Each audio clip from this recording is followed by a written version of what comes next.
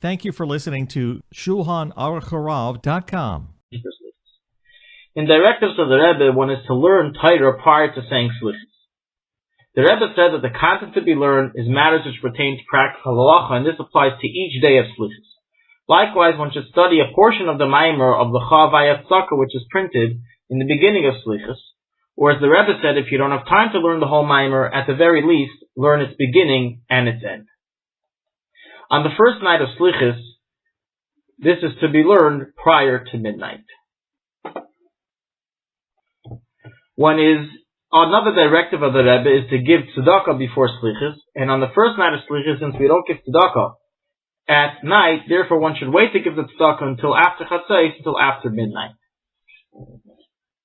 Regarding standing during Selichos, so the widespread custom is to stand, as brought down in the Mateh Ephraim, the Kitur Shlah, and this especially applies when the Aron is open, and during the 13 attributes of mercy, the reciting of the Shamdu, as well as by Shema Keleinu. Nevertheless, if it's difficult for one to stand, then he may remain seated, with exception to when the Yud Gimel Midas Harachamim are recited, in which he is to stand.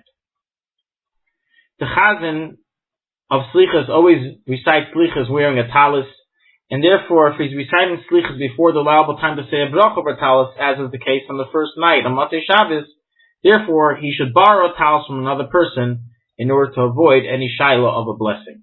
It does not help in this regard to take the shul's talis. The shul's talis is considered as if it is acquired by each person in the congregation.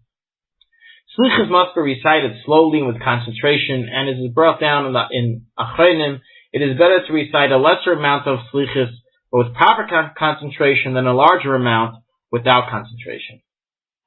This especially applies to the 13 attributes of mercy, in that they must be recited with concentration.